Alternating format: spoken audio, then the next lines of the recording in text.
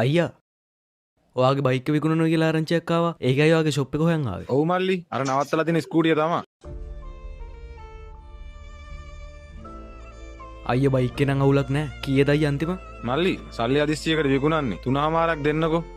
හරි අයියේ. මං සල්ලි අරන් එන්නම්. එතකම් බයික් එක කාටවත් දෙන්න එපා හොඳේ. හරි මල්ලි හරි.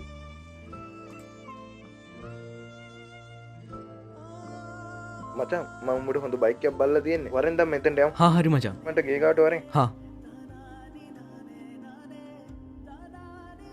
අයියේ මුකුත් හිතන්න එපා. දැන් තමයි අපේ යාළුවෙක් කතා කරේ. ඌ මට හොඳ බයික් එකක් හොයාගෙන මම මේක බලන්න යන්න කියලා. ඉතින් වෙන කවුරු හරි ගන්නව නම් ඔය බයික් එක දෙන්න අයියා. අවුලක් නෑනේ. නෑ මල්ලි අවුලක් නෑ. හරි අයියා. මචං මං හැමතරම හොයලා බැලුවා. මෙතන තමයි අඩුවටම බයික් එකක් සෙට් උනේ. 380 වගේ ගන්න පුළුවන් වෙයි. අයියේ මම මෙයාට තමයි බයික් එකක් බලලා ගියේ. මේ මගේ හොඳම යාළුවෙක්. අයියේ 380ට වගේ අඩු කරලා දෙන්න.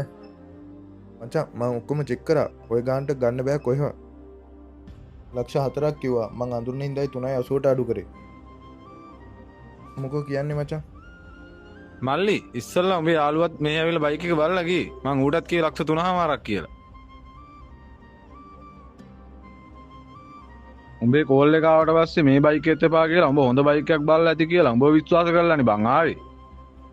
උඹ ඉතින් උඹේ වාසියට 3මාරේ බයික් එක 380කට අරන් දෙන එක සාධාරණද බං? උඹේ හොඳම යාළුවා කීවනේ. හොඳම යාළුවා කවදාවත් ඔහම කරන්නේ නැහැ. මචං අද උදේ ඇවිල්ලා මම මේ බයික් එක බලලා ගියේ. ඔබ කෝල් එකක් ගත්තට පස්සේ තමයි මේ බයික් එකත් එපා කියලා ඔබ විශ්වාස කළා ආවේ.